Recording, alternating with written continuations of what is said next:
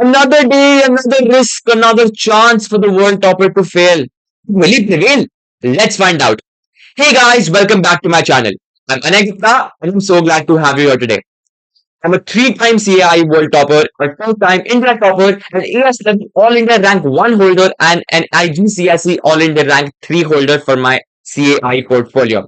So, pretty fair understanding when it comes to CAI examinations. Math is a funny subject.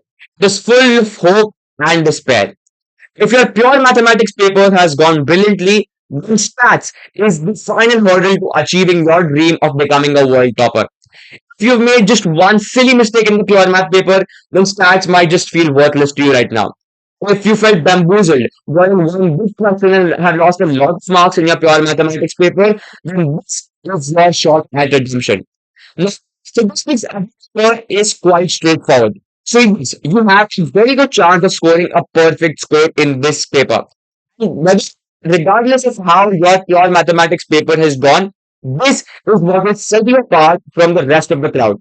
So make sure you approach each question with precise technique and pay attention to all the details given in the question. I will solve this paper of May-June 2024 and take you along the pitfalls that I feel you should avoid if you want to score a perfect score in this paper.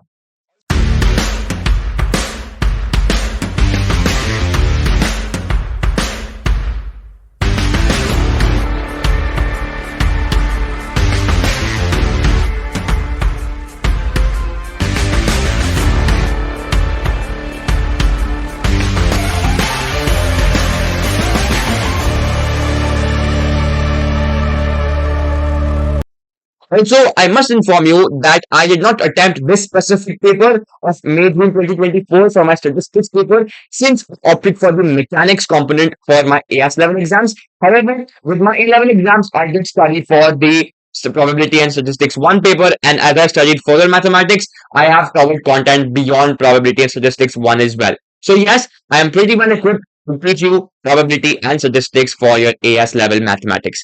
Without further ado, let's dive in and solve these questions. Let's begin. First, I just wanted to make sure you have all these formulas, with you. You understand what they mean. If you have any questions, comment them down below and I will get back to you as soon as possible. First question. Rajesh applies once every year for a ticket to a music festival. The probability that he is successful in any particular year is 0.3 of other years. Probability that Rajesh is successful for the first time on his seventh attempt. Now, probability of success is 0.3. That means that the probability of failure is going to be 0.7. Right? This is very, very simple. Now, if you just read this question carefully, this is an example of a geometric distribution, which means he will fail on the first 6 attempts that he makes and then succeed on the 7th attempt. So if we just put in the formula for a geometric distribution, so probability that first success on 7th attempt is going to be 0.7 raised to 6 times 0.3. Right? This is going to be our value. So if I just put this into my calculator over here, I get it as 0.0352947. And guys, one mistake that a lot of students make over here is rounding off their answers. No, this is an exact decimal. Right? This is not a recurrent or an irrational number. So if you do not round off your answer, you leave it in the entire exact decimal answer. Alright, next question. Find the probability that Rajesh is unsuccessful for the first time before his 6th attempt. Okay, now this is a mistake that I see a lot of students making. Okay, they do not read the question carefully. If you look at the terminology of this question, it says he is successful for the first time before the 6th attempt. Okay, that means 6th attempt is not included. So let's make it table. Let's say that attempt number. Okay, let's say attempt and let's say result. Okay, so I'll have attempt number 1, attempt number 2, attempt number 3, attempt number 4, attempt number 5, attempt number 6, attempt number 7, and so on and so forth. Okay. The moment we get one successful attempt, we stop over there. Okay. So we want He's successful the first time before the sixth attempt. Okay, so he's either successful the first attempt, or the second attempt, or the third attempt, or the fifth attempt, or the fifth attempt. Anyway, he's not successful the first time before the sixth attempt. But not all of these five, okay, all of these five results are failures. He's unsuccessful. Okay, so let's say that probability not successful for first time before sixth attempt is going to be 0.7, right? The probability of each of these failures is 0.7 because we have been given its independent, events are independent. So 0.7 raised to the power of 5, right? So that means I have to find the probability successful for the first time. Okay, probability successful for first time before sixth attempt, that is going to be 1 minus 0.7 raised to 5. We know the simple probability rule, right? So if I just put this into my calculator now, 1 minus 0.7 raised to 5, that gets me 0.83193. Sorry. Right? So this is your answer. Okay. Next question. Find the probability that Rajesh is successful for the second time on his 10th attempt. Okay. So what does this mean? That in this table, of the first 9 times, he's successful only once. Okay. So that means probability second success on 10th attempt.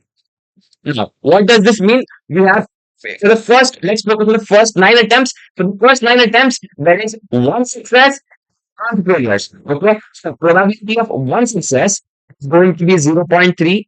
Now, the probability of 8 failures is going to be 0.7. Sorry, 0.7 raised to the power of 8. But since we have 9 different terms, the success could come on any of these 9 different attempts, right? So we multiply this by 9. On our 10th attempt, we are successful again. So we multiply this by a further 0.3. Now let's see what our value comes up to in our calculation. So that comes up to 0.0467. Now, because this is a very long value and it truncates into my calculator, I can round this off to 3 significant figures. So that comes up to 0.0467. Okay, it's a funny story that I solved the entire question over here and then my second PC just hung. So it didn't really record anything. And tech problems and me are actually a match made in heaven. But never mind, let's go again. Seva has a coin which is biased so that when it is thrown, the probability of obtaining the head is 1 by 3. He also has a bag containing 4 red marbles and 5 blue marbles. Seva throws the coin. If he obtains a head, he selects 1 marble from the bag at random. If he obtains a tail, he selects 2 marbles from the bag at random and without replacement. Find the probability that Seva selects at least 1 red marble. All these kind of situations, we should first model them as a tree diagram in our mind. That gives us insane clarity. We have studied tree diagrams in our IGCSEs. Let's go again. So the first thing that Seva does is he throws the coin, right? So I can just write coin over here, and the coin has 2 outcomes, either a heads or a tails. The next thing that he does is he chooses marbles. So I can say red marbles. Okay, how many red marbles are present over here? So for heads, he just selects 1 marble. Right? So he can either obtain a red marble or he will not obtain a red marble. So it will either be 0 or it will be 1. Right? But for tails, he can either obtain 0 red marbles, he selects 2 marbles, right? So he can obtain 0, 1 or 2. So here we have 3 possible outcomes. Now the probability that Seva selects at least 1 red marble. So probability at least 1 red marble is going to be H1. So we can just say P of H1 plus P of T1 plus P of T2, right? So heads in 1, tails in 1 and tails in 2. This is going to be our 3 probabilities and we need to just evaluate these 3 probabilities. So our probability that it is greater than one red marble is going to be the probability of heads and probability of one red marble. So heads is 1 by 3 times one red marble. So there are four red marbles and five blue marbles. So total number of marbles are 9. So the probability of a red marble being chosen first is 4 by 9. Okay. Next, plus probability of tails is 2 by 3 times 4 by 9. And because there are two marbles that are being drawn, that means that the second marble which is being drawn is a blue marble. So the second marble that is being drawn is a blue marble, which is 5 by 8, right? Because we have been given that it is being selected without replacement. Okay. And another very key important thing over here is that we can operate red marble in the first term or the second term, right? So we need to 2, right? We need to multiply the entire term by 2, or rather 2C1, which is equivalent to. And then the last situation that we have is tails and two red marbles. So that gives us probability of tails is 2 by 3. The probability of the first red marble will be 4 by 9, and then the second red marble will be 3 by 2, since it's without replacement. Now, if I just put this into my calculator, right? Let's see what I get. So I get 4.27. So probability greater than 1 red marble is 4 upon 27 plus 2 into 4 into 5 into 2 times 3 into 9 into 8. That gives me plus 10 by 27. And the last term will give me 1 by 9. Right? So if I just add all of these terms together, that gives me 17 upon 27. Okay, next question. Find the probability that Seva obtains a head given that he selects no red marbles. So now we have been given that question. How do we approach these questions? So we have a formula. Probability of A given that B is always going to equal probability of A intersection B upon probability of B. Okay, so now find the probability that Seva obtains a head given that he selects no red marbles or zero red marbles is going to be equal to a probability of H0. Okay, H0. Now I can use all these H0, 1, 2 because I have defined them in my tree diagram over here. Right? If you haven't, then you have to sort of just explain what H means, or you have to define your variables. Be very careful of that. Okay, the H0 probability of H0 plus probability of T0, right? Because the probability of getting zero red marbles is either H0 or T0. So that becomes H0 will be 1 by 3 times he now selects a blue marble. He does not select red marble, right? So that is 5 by 9 divided by, so 1 by 3 times 5 by 9, which is probability of H0, plus 2 by 3, which is the probability of getting a tails, times, now we need two blue marbles because we want zero red marbles. So it is first, we will have the probability of the first blue marble as 5 by 9 and the second blue marble as 4 by 8. So if I just evaluate these, say, I get this as equivalent to 5 upon 27 divided by the sum which I get below over here is gonna be 5 upon 27 plus 24 8, which is divided plus 5 by 27. So this is going to be half. Right? This is my answer. Okay. Next question. The weights of oranges can be modeled by a normal distribution with mean 131 grams and standard deviation 54 grams. Oranges are classified as small, medium, or large. A large orange weighs at least 184 grams and 20% oranges are classified as small. Find the percentage of oranges that are classified as large. Now, this can be a little tricky, but let's just understand what this means. Okay. Firstly, we say let weight of oranges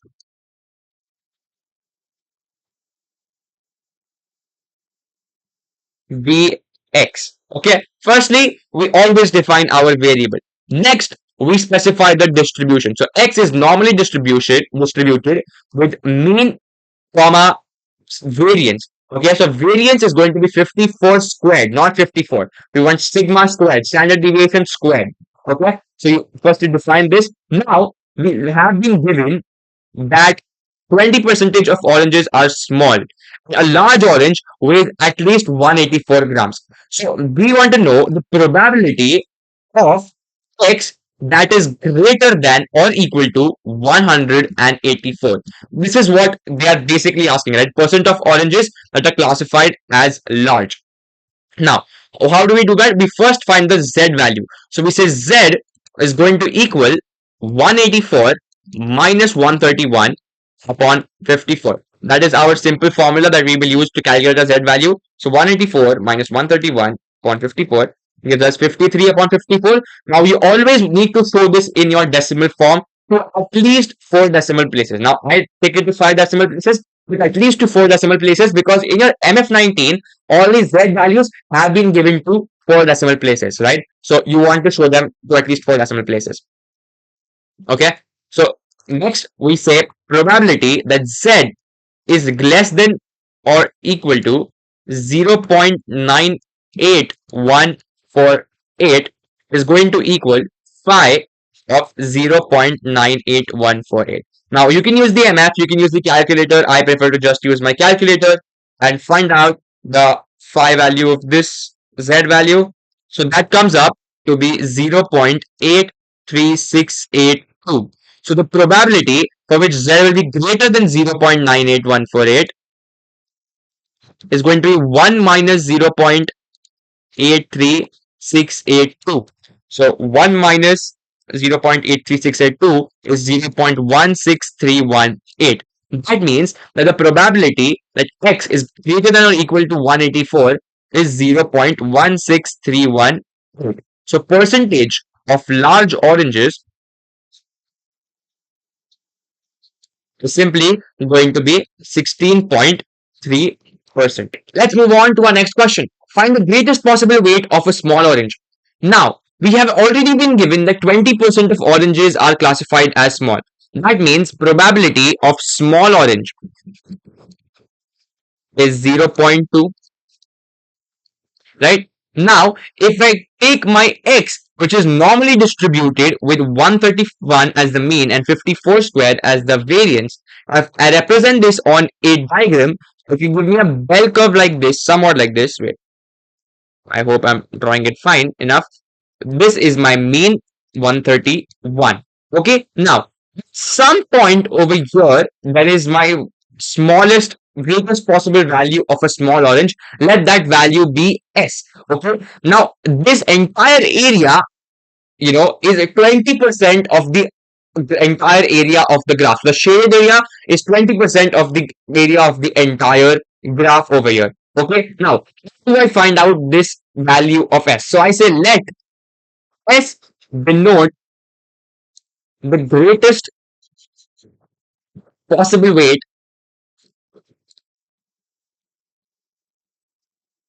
of a small orange. Okay, so that means that my z value over here will be s minus 131, which is our mean, upon 54, which is our standard deviation. Okay. Now, we want to find out this s value, since all we know that probability that z is less than s minus 131 upon 54 is given as 0.2. Okay, so that means that probability or phi of s minus 131 upon 54 is equal to 0.2000.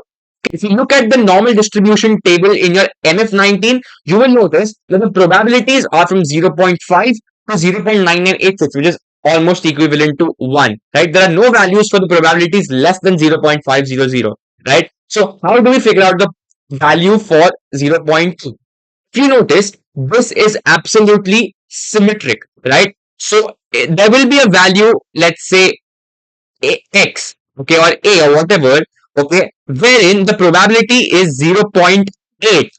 So because this is symmetric, this probability or this area under the curve is also going to equal 0.2, right? So that means my S is actually just minus A, because this median, when I approximate it to Z, this median comes up to be 0, right? Because Z is normally distributed with 0, comma 1. So S is going to be negative of A. Now I know that A is going to be phi inverse of 0.800, right? So 0.2000, a phi inverse of 0.200 is going to be phi inverse of 0.800 times negative 1. Okay, so that is how we will be finding our phi inverse here. So I can say that S minus 131 upon 54 is equal to minus phi inverse of 0.800. Right? Now, you don't need to show these intermediate SA steps and all of that, but you can just directly show this step from here. Okay? Now, if I just look into my table over here, I get my 0.8 value as 0.842. So, S minus 131 upon 54 is equal to minus 0.842. If I just rearrange my formula, I get S is equal to 131 minus 0.842 into 54. And if I put it into my calculator, 131 minus 0.842 into 54, S comes up to 85.532, which can be rounded off to 85.5 kgs. Obviously, forget the units, forget the marks. Units are very important for this particular question. The back-to-back stem and leaf diagram shows the annual salaries of 19 employees at two companies, Petrol and Ravel. Okay, now we have been given the stem and leaf data. Find the median and interquartile range of the salaries of the Petrol employees. Now, 19 employees are given. So my median value, okay, median value is always n plus 1 by 2. So 19 plus 1 is 20, 20 by 2 is 10. So I just have to count the 10th value of Petrol, right? So my median is going to be 1, 2, 3, 4, 5, 6, 7, 8, 9, 10. So I'll start from the top right and then I go to the left and then I move further down into the rows. Okay, so I get my median as 32000, right? You need to use the key accurately. So they said 31.2 means 31,200. So 32.0 means $32,000. Okay. Now I can say quartile. Upper quartile is given by the formula 3n plus 1 upon 4, right? So that gives me 20 divided by 4, which is 5 times 3, which would be 15. So my 15th value, if I calculate 1, 2, 3, 4, 5, 6, 7, 8, 9, 10, 11, 12, 13, 14, 15, which gives me $33,500. And my lower quartile is my fifth value, right? It is just n plus 1 by 4. So it gives me 19 plus 1 is 20, 20 divided by 4 is 5. So my fifth value is my lower quartile. So 1, 2, 3, 4, 5, which is 31,200. Okay. Now, simply I can say my interquartile range. I am writing IQR for short over here. In the exam, please use the full forms. 31,200. So if I just subtract that, that comes up to, I think, $2,300. Right? This is your interquartile range. Next, the median salary of the Rayvon employees is 33,800, lower quartile is 32,000, upper quartile is 34,400. Represent the data shown in the back-to-back stem and leaf diagram by a pair of box and whisker plots in a single diagram. Now, it is obviously difficult for me to plot it accurately over here, so I am just going to give you a fair advantage. Now, how does a box and whisker chart look like? Firstly, I can just sort of give a scale over here, right? My x-axis, I need to label it. So I will have a scale. So let's say that this over here starts at around, let's say 30,000 or 29,000 or whatever. And this comes up to, what's my last value, 36 or 37,000 over here or something like that. Okay. And then I label it. So my label is salary of employees. Right? Because that is what I'm comparing over here. And my unit is dollar, right? It is a currency, so my unit will be dollars over here. Okay. Now I will first take both the extreme ends of both of the data. So the lower extreme for petrol is $20,000. So I can just draw one line over here. Okay? And the higher extreme for petrol is 36,800. So let's say that the higher extreme comes up to somewhere over here. Okay, now for Rayvon, the lower extreme is 30,200. So let's say Rayvon's lower extreme comes up somewhere here, and the higher extreme is 36,900. So let's say that comes up somewhere over here. Okay, that's just an estimate because I can't really plot it accurately right now. The next thing we want to do is plot our quartiles. Okay, so the quartiles for the petrol. Okay, first I'll label this so that I don't have any confusion. So this is petrol and this is Rayvon. Okay, now petrol upper quartile and lower quartile is at 33,500 and 31,200. So let's say 31,200 should be somewhere over here. 33,500 can be somewhere over here. Okay, and similarly for Rayvon, the quartiles have been given as 32,000 and 34,400. So 32,000 can be somewhere, let's say over here, and 34,400 can be, let's say, somewhere over here. Okay, next we plot a line at each of the medians. So let's say 33,800 is somewhere over here. Okay, and 32,000, which is the median for drill, is over here. Okay, now the next thing we want to do is join corners of the quartiles. Okay, with the median in between. Now this line should just touch there. We don't want this extra part here. Let's see if I can erase that. Yeah. Okay, and we join the corners of these two quartiles. Now, please make sure that your bars or the lines that you make are of the same width. Obviously, I'm drawing it with a pen over here, so it's not really very comfortable, but I think you get the point. And for our whiskers, we want to connect the extreme values to the quartiles from their midpoints. So from the center. So we connect this like this, we connect this like this, somewhat like this, and I can just label this to be petrol and Raven. Right? So this is my box and whisker chart. Comment on whether the mean or the median would be a better representation for the data of the data for the employees at Trip. Now, I always suggest that median is 90% of the times the correct representation value. Okay. Now, whenever we want to reject a mean, we reject a mean by saying that there is an extreme value. Whenever we want to reject a mode, we say that there is no clear one, mode or one value that has the highest frequency. Okay, so over here, if you see this value over here for petrol, the 36,800 is an extreme value, right? So for petrol, this is an extreme value. For Rayvon, this is not really very extreme value because you have data flowing from 30,200 to 36,900. But here, the second highest data is 34,100, and then the last data actually will skew the mean disproportionately. So I will say median is a better representation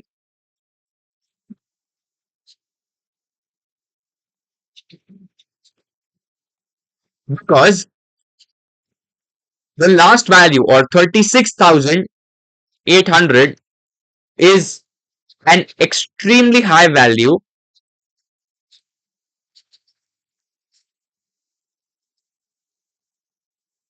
that skews or affects the mean disproportionately.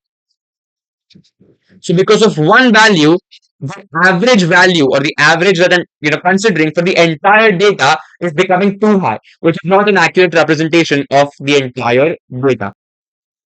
Okay, next question. Jasmine has $1 5 coin, $2 2 coins, and $2 1 coins. She selects two of these coins at random. The random variable x is the total value in dollars of these two coins.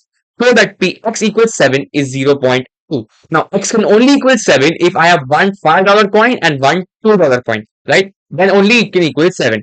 Now, another thing that we need to know is that she's selecting these coins at random. That means that the probability that she gets any one coin over here is just equal to the number of that particular coins upon the total number of coins.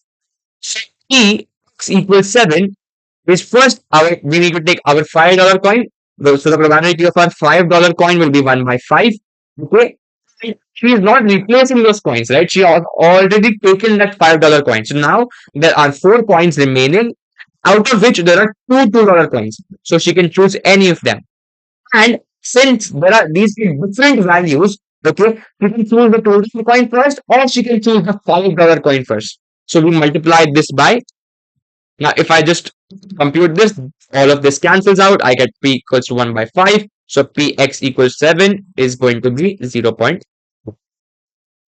Next question. Draw up the probability distribution table for x. So the probability distribution table we know looks like x, or a smaller x actually, and p x equals x. These are your two headings, and now we want to find out the values x can take. So I have two $1 coins, so I can have 1 comma 1, so that will give me 2. Okay, I can have 1 comma 2, which will give me 3. I can have 1 comma 5, which will give me 6. Because I also have 2 comma 2, which will give me 4. Then 1 comma 5 gives me 6. 2 comma 5 gives me 7. And I could have had 5 comma 5, but there is only one $5 coin, so that will not really work. Now I just want to find out the values individually. So px equals to 2 will be 1 upon 5 times 1 upon 4, which is going to be 1 upon 20. Okay, px equals 3. You just have to find them out individually. So it's 1 and 2. Oh, sorry, that's 2 upon 5. Sorry, let's give me 1 upon 10. Sorry. Then let's just change this. Yeah. Next, we have $2 coins. So 2 upon 5 into 2 upon 4 into 2. Right? So this gives me a 2 upon 5 again.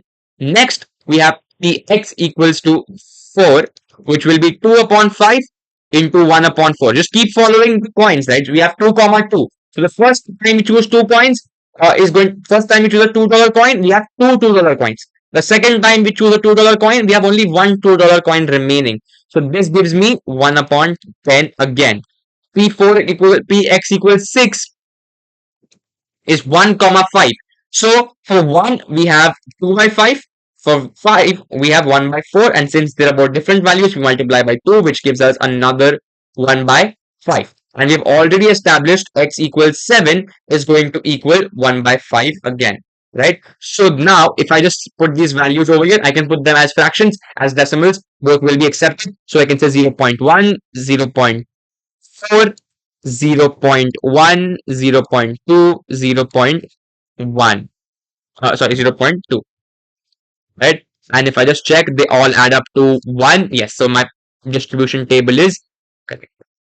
Okay, this is my answer for B. Next question, find the value of VARX, or variance of x. Now first, we need to find the value of E of x, or the expected value of x, which is sort of the mean of x. Okay, so we know that E of x, if you just look at this formula above, is equal to summation of x E. Okay, so this E of x is simply going to be 2 into 0.1, so 0.2 plus 3 into 0.4, which is 1.2, plus 4 into 0.1 plus 0.4 plus 6 into 0.2 plus 1.2 plus 7 into 0.2, which is going to be 1.4. So if I just quickly add all these values here, I get 0.2 plus 1.2 plus 0.4 plus 1.4.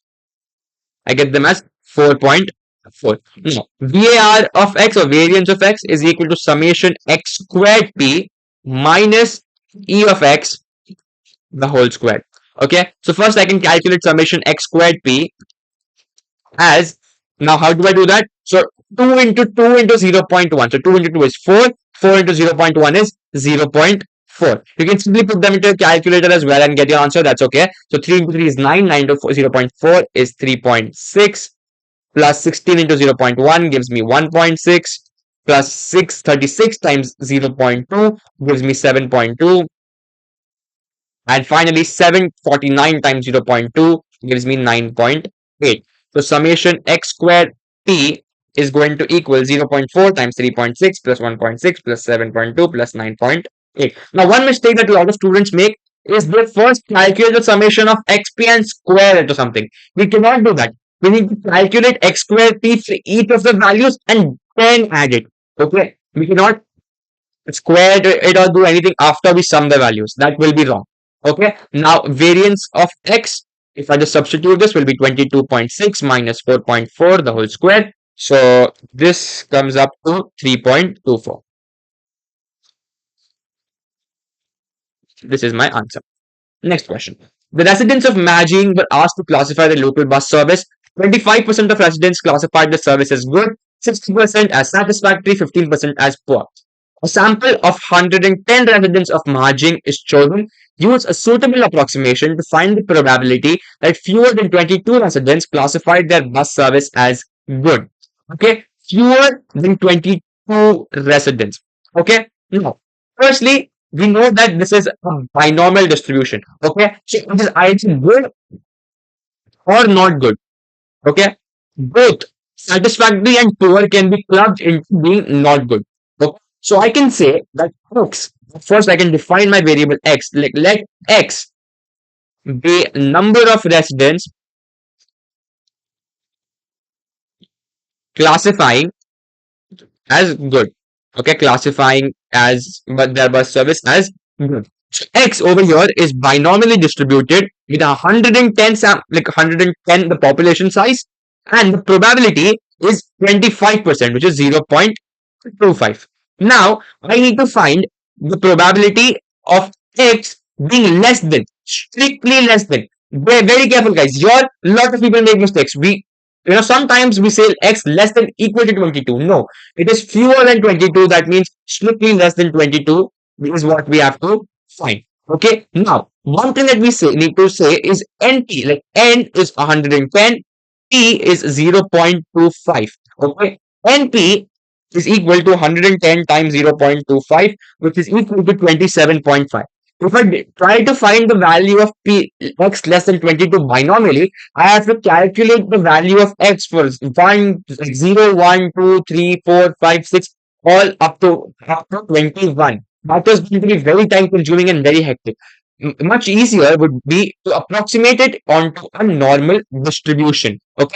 And Q is 0.75, right? Q is simply 1 minus P. So NQ is 110 into 0.75, which is 82.5. Since NP, you have to show this, okay? You have to show why you are approximating to a normal distribution. And NQ is greater than 5, X is approximated to a normal distribution with mean of NP and variance of NPQ. Okay, so my NP is 27.5, so X is normally distributed with mean 27.5 and variance of 27.5 into 0.75, which comes up to 20.625. Okay, now I need to find out my probability that x is less than 22. Okay, but this is binomial being approximated to a normal. So this is a discrete distribution being converted into a continuous distribution. And whenever I do that, I have to use something called as continuity correction. Always continuity correction को use करना ही पड़ेगा. तो अब क्या करेंगे? What we will do right now is, because there is a less than value over here, we subtract 0.5 from here, which gets us p of x less than 21.5. Okay, now in this situation, we can simply find our z value. So my z value is going to be 21.5 minus 27.5. Now another mistake, this is the variance, not the standard deviation. So 20.625. So if I just put this into my calculator, I get this as minus 1.321. Okay, 1.156. So you can just truncate it to 1.3212. 4 decimal places, it should be fine. Now, probability that z is less than negative 1.3212 is going to be phi of negative 1.3212. Okay, so if I just find the answer to that, that is going to be 0.093225. Right? This is my answer to the question. So I can just sort of round it off to 0.0932. This is your final answer. All right. That's a wonderful surprise that my PC crashed again at this particular juncture. So we will resolve this question. Let's go. For a random sample of 10 residents of Marjing, find the probability that fewer than 8 classified their bus service as good or satisfactory. Now let's take a random continuous variable. Let y denote number of residents that classified that bus service as good or satisfactory. Okay, now good or satisfactory, we have two conditions that have been given over here. However, we can simply notice that 25% is good, 60% is satisfactory. So for good or satisfactory, the combined condition, it is basically G union S, which is going to be 25%, 60%. So my total, probability for good or satisfactory is going to be 85%. For not good or satisfactory is basically poor, which is going to be 15%. Okay, so I can say Y is binomially distributed with sample size 10 because we have been given a population of 10 and the probability of 0.84. So my N is 10, P is 0.85 and Q is 0.15. Okay, Q is basically the opposite of what your y stands for. So it is 1 minus 0.85, the probability of not being good or satisfactory. Okay, so NP is equal to 8.5. We always have to test whether we have to approximate it to normal distribution or we don't. So NP is 8.5, NQ is 1.5. So NP is greater than 5, NQ is less than 5. Hence, cannot be approximated to normal distribution. Okay. Now, the next part is finding out the probability. So probability that x is less than 8 is going to equal probability x equals 0 plus x equals 1 all the way up to x equals 7, right? Again, fewer than 8. So 8 is not included. It is strictly less than 8. Now, another simpler method to take this is px is less than 8 is equal to 1 minus p x greater than equal to 8. So I can simply just calculate the value of x for probability for when x is 8, x is 9 and x is 10. Now we just have to apply our binomial formula theorem. So px is greater than equal to 8 is going to equal, so for px is equal to 8, we have to have nc8 times, so the probability is 0.85. So 0.85 raised to 8 times 0.15 squared plus 10c9 times 0.85 times raised to 9 into 0.15 plus 10c10 into 0.85 raised to the power of 10. Okay, so my probability that x is greater than equal to 8, if I just put this entire thing into my calculator, let's see if that shows up. So 10c8 times 0.85 raised to 8 times 0.15 squared plus 10 times 0.85 raised to 9 times 0.15 plus 0.85 raised to the power of 10, which gives me 0.820196. Okay, so my px less than 8 is going to be 1 minus 0.820196. So this comes up to 0.180. Now, since we have 0.85 is to the power of 10, the decimals will be too long, which cannot fit on my calculator screen, and hence I can simply truncate my answer to 3 decimal places. Okay, or 3 significant figures. Now I have my answer. This is my final answer. Next question. 3 residents of Marjing are selected at random. Find the probability that one resident classified the bus service as good, one as satisfactory, and one as poor. Okay, so my probabilities are given. Very simple. What I have to do is probability of good, satisfactory, and poor. Right, one good, one satisfactory, and one poor. is going to be 0.25. Right? They're selected from random, so we don't have set sample size. So we can simply say 0.25 to 0.6 into 0.15. But because we have three variables now, okay, we have three variables. What we will do is we will multiply by 3C2, which is going to equal 0.25 times 0.6 times 0.15 into 6, because there are six ways of arranging the good, satisfactory, and poor. Okay, we have to use our PNC knowledge over here as well. So if I just put this into my calci, I get that as 0.135. Sorry, 135. Right? Probability: one good, one satisfactory, and one poor. Okay, this is my final answer. Next, how many different arrangements are there of the 10 letters in the word regenerate? Regenerate. Okay, now we know that for finding the number of arrangements, these alphabets are identical. So I have 1, 2, 3, 4. 4 E's and I have 2 R's. Okay.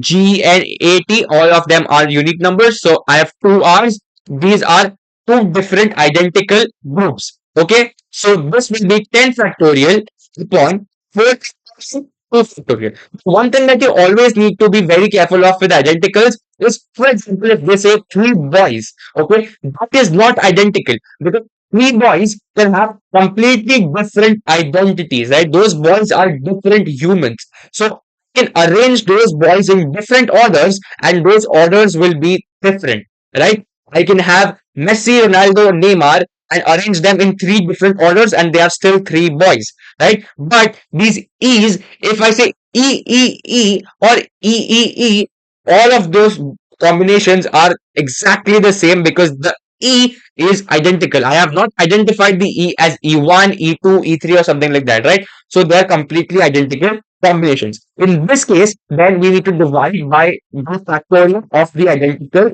cases. So 4 factorial for the 4 E's and 2 factorial for the 2 R's. Now, if I put this into my calculator, I will get my answer as 75,600. How many different arrangements are there of the 10 letters in the word regenerate in which the 4 E's are together and the 2 R's are exactly 3 letters in between them? First, I start off by making blanks. 1, 2, 3, 4, 5, 6, 7, 8, 9, 10. Okay. So I have 4 E's together. So E, E, E, E. R's are exactly 3 letters between them. And then the fourth letter is blank. Now, if you notice, there are 4 alphabets that do not occupy any blanks right now. That is G, N, A, T. So I can first simply arrange G, N, A, T into these remaining blanks. So arranging remaining letters will give me 4 factorial ways of arranging G, N, A, T in all these 4 blanks. Once I have done that, now if you see, I have 3 groups, okay, groups, and in this 4 E's, these E's aren't going to change position, or even if they are, it's not going to affect my arrangement, okay. Then this R blank blank blank R is fixed because I've already arranged the letters in between them and the R's are having a fixed position. However, the R's can go before the R's can go at the end. That has not been specified to us. This lonely remaining alphabet can also, this alphabet can be over here. It can be in between over here. So there are two groups you can say. Now I need to arranging mobile groups, I can say, will give me 3 factorial ways. So total arrangements over here is going to be 4 factorial times 3 factorial, which comes up to 144. Okay, now this is a very simple question, guys. You just have to first arrange the, alphabets that are not occupied by the blanks in the given conditions, and then you start to form groups, and then you arrange the groups entirely. Okay, and then whatever you have, you multiply them throughout and you get your answer. You can also break this down into different steps. Like first you can choose the alphabet using combination, then arrange them. Like different things can be done, but I think this is the easiest method to solve this question. Finally, find the probability that a randomly chosen arrangement of 10 letters in the word regenerate is one in which the consonants and vowels alternate so that no two consonants are next to each other, no two vowels are next to each other. So I have 1, 2, 3, 4, 5, 6, 7, 8, 9, 10. Okay, again, it's an arrangement. So consonant, vowel, consonant, vowel, consonant, vowel, consonant, vowel, consonant, vowel, etc. Vowel, consonant, vowel, consonant, vowel, consonant, vowel, consonant, so on and so forth. Now, whenever we are asked of probability, always note that we do not consider repeats. Key point. Don't consider repeats in this. Okay. So if there are four E's, I do have four factorial for all those four E's because the probability of E taking one particular position now is four times as much as of A. The arrangement will be the same, but the probability of that arrangement will be four times higher, right? So I need to consider the probability of every single alphabet here. So if I'm arranging my consonants,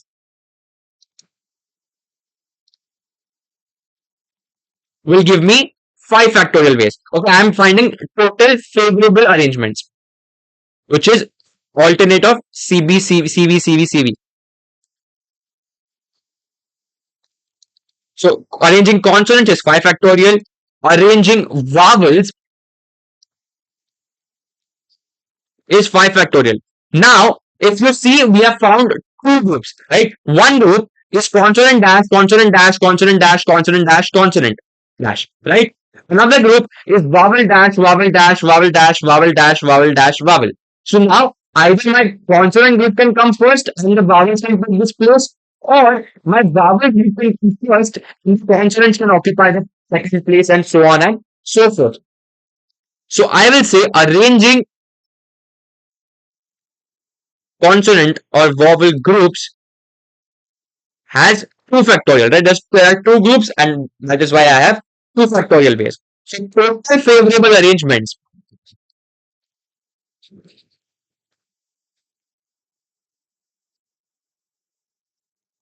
is equal to 5 factorial times 5 factorial times 2 factorial, which comes up to 5 factorial times factorial times 2 factorial is 28,800.